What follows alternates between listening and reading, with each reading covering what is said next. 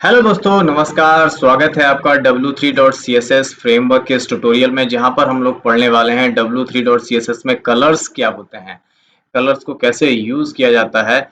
इसके बारे में इस ट्यूटोरियल में अच्छी तरीके से पढ़ने वाले हम यहाँ पे फ़ॉन्ट के कलर, कंटेनर का कलर, फ़ॉन्ट कंटेनर होवर करने पे कलर, बैकग्राउंड कलर या अन्य कलर हर चीज़ पे कैसे कैसे लगा सकते हैं, ये सारी चीज़ें हम W3CSS के इस ट्यूटोरियल में फ्रेमवर्क के साथ करना सीखने वाले हैं। बढ़ते हैं इस ट्यूटोरियल में आगे और ध्यान से पढ़िएगा, तभी आप कलर्स प्रॉपर्टी यूज कर पाएंगे, सीख पाएंगे। Let's begin this class.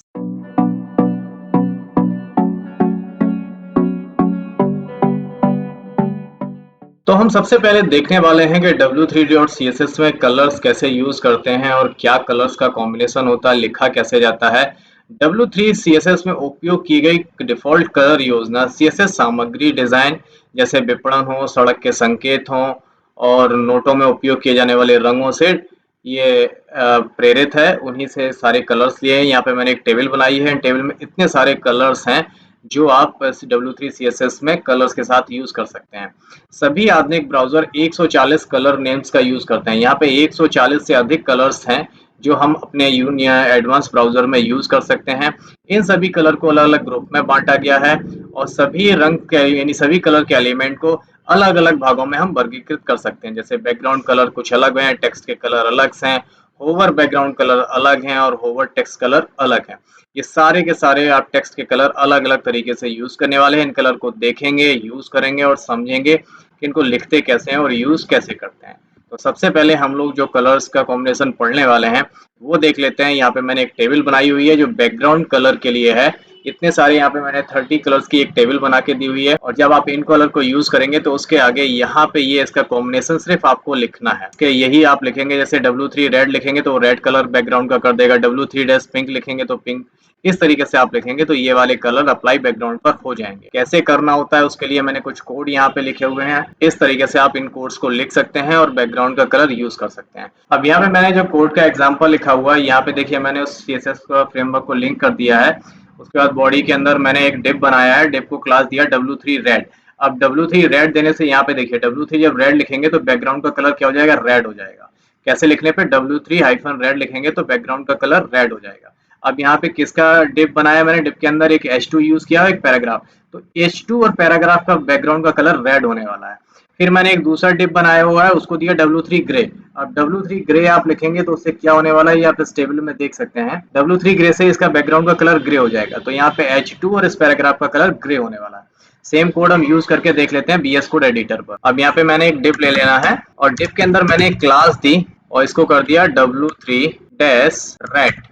Okay, automatically आ गया, आप देख रहे हैं। और यहाँ पे मैंने इसको एंटर कर दिया। इसके अलावा कुछ नहीं करना। अब ये जो क्लास मैंने बनाई है W3, ये मैंने कहीं पे भी ऊपर डिक्लेयर नहीं करी है। क्यों नहीं करी, क्योंकि मैंने W3 यूज किया है। तो ये जो W3 की जो फ्रेमवर्क मैंने यहाँ पे लिंक किया ना, ये ऑटोमेटिकली उससे रिलेट हो जाएगा क्योंकि आपने W3 ऑलरेडी यूज कर रखा है। तो इसको आपको बार बार पूरा क्लास उधर लिखने की, कहीं और लिखने की आवश्यकता नहीं होती। अब मैं यहाँ पे बना लेता हूँ एक H2 और यहाँ पे लिख देता हूँ मैं APT इंस्टीट्यूट। देखिए ऑटोमेटिकली H2 का बैकग्राउंड कलर रेड आ गया ना। ठीक है। ऐसे ही अब मैं एक यहाँ पे पैराग्राफ एलिमेंट यूज करता हूँ और यहाँ पे एक lorem 50 ले लेते। देखिए तो पैराग्राफ का ही बैकग्राउंड कलर रेड आ गया। क्लियर, आप समझ गए। मैंने इस क्लास को कहीं और डिक्लेयर नहीं किया, सिर्फ आपको इतना लिख देना है और पूरा बैकग्राउंड का कलर चेंज हो गया। This is the benefit of W3CSS framework. ऐसे ही मैं आता हूँ यहाँ पे एक दूसरा डिव ले लेता हूँ, एक और करके आपको दिखाते हैं। दूसरा डिव लिया मैंने और इसके अंदर एक क्लास दे देता हूँ और यहाँ पे मैंने क्लास दी है W3 ग्रे कलर यूज करने के लिए। तो मैं यहाँ पे लिखता हूँ W3-ग्रे। देखिए यहाँ पे ग्रे आ गया। अब इसके अंदर भी मैं एक H2 यूज करता हूँ और यहाँ पे भी लिख देता हूँ मैं कुछ भी, हेलो स्टूडेंट। ठीक, देखिए उसका कलर, बैकग्राउंड कलर ग्रे हो गया।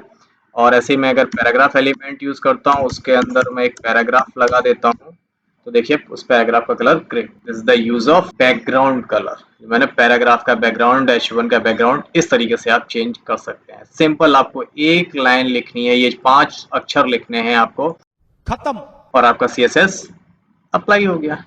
है ना, सरल और इजी। तो दोस्तों आई होप आपको बैकग्राउंड कलर अच्छी तरीके से लगाना आ गया होगा।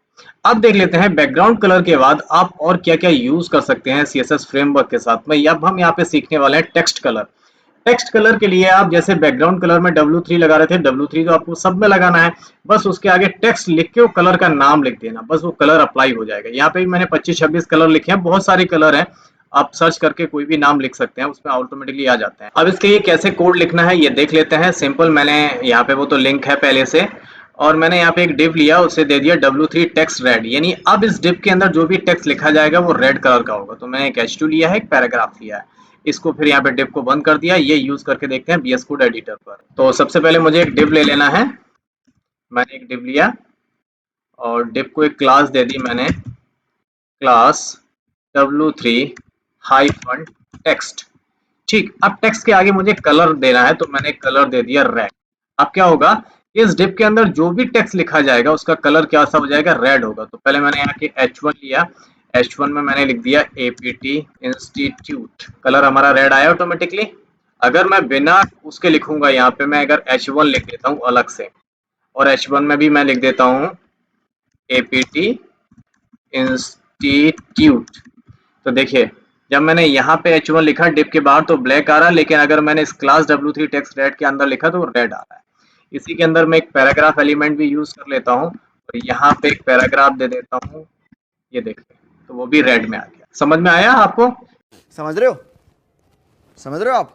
समझ रहे हो? सिंपल, आपको डिव आप पहले से यूज करते हैं, क्लास आप पहले से यूज करते हैं, बस क्लास को आपको डिफाइन करना होता था। तो या तो आप हेड के अंदर डिफाइन करते थे, या आप अलग CSS की फाइल बना के डिफाइन करते थे, या इनलाइन CSS यूज करते थे। यहाँ पे कुछ भी नहीं करना आपको, सिंपल ये सिर्फ इतना लाइन लिखना है, ये 3 वर्ड लिखने हैं आप, और आपके टेक्स्ट का कलर आपके हिसाब से चेंज हो जाएगा। आई होप आप लोगों को अच्छी तरीके से समझ में आ गया होगा कैसे आप चेंज करने वाले हैं टेक्स्ट का कलर। दोस्तों, टेक्स्ट कलर के बाद अब हम देखने वाले हैं बैकग्राउंड पे होवर कलर कैसे लगाते हैं।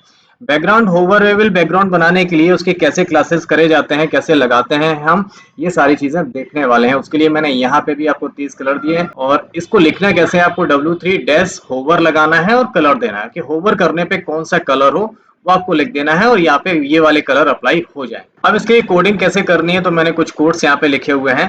सिंपल है, आपको वो लिंक बना रहेगा, आपको यहाँ पे एक डिव ले लेना है और उसे यहाँ पे जो क्लास दे देनी है वो W3 कंटेनर, और ये ऑरेंज करके होवर रेड दे देना है, और इस पे होवर लग जाएगा। अब यहाँ पे आपको थोड़ा सा कंफ्यूज नहीं होना है कि मैंने W3 कंटेनर क्यों यूज किया है, उसमें W3 ऑरेंज क्यों दिया है।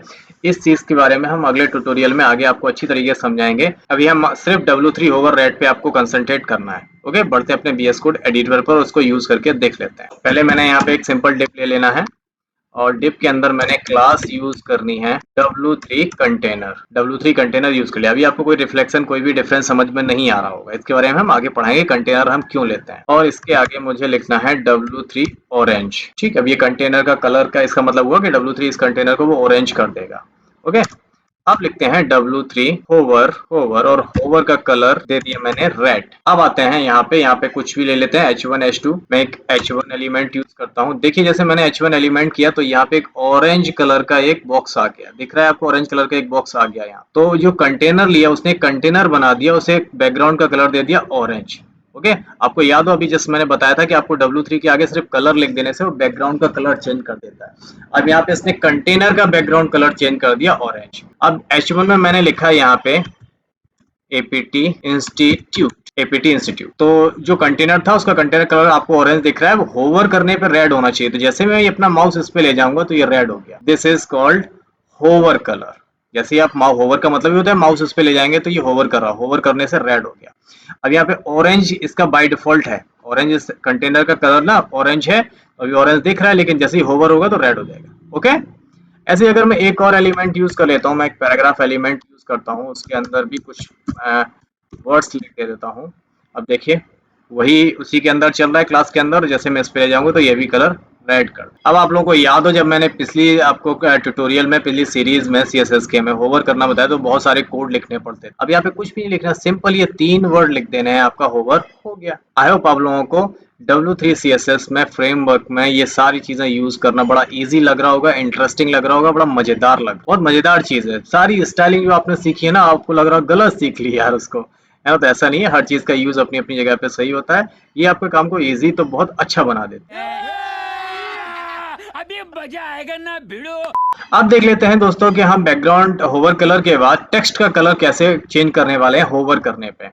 हम जब होवर करें तो टेक्स्ट का कलर कैसे चेंज हो, क्या चेंज हो, ये सारी चीजें हम अब देखने वाले हैं CSS फ्रेमवर्क। अब उसके लिए आपको सिंपल ये वाला सिंटेक्स लिखना है, W3 होवर और टेक्स्ट।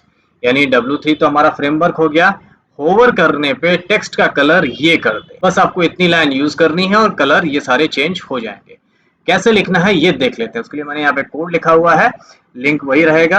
यहाँ पे मैंने एक डिव ले लिया, उसका कंटेनर बनाया, ऑरेंज कलर दे दिया कंटेनर को, टेक्स्ट का जो कलर दिया होवर करने पे व्हाइट दे दिया। एक H2 पैराग्राफ लिया है, इसको यूज करके देख। पहले एक मैंने डिव लिया, डिव को क्लास दे दिया मैंने W3 कंटेनर, ठीक, और इसका कलर दे दिया मैंने W3 ऑरेंज। अब आते हैं इसको टेक्स्ट होवर पे देना है, तो W3 होवर और किस पे, टेक्स्ट पे।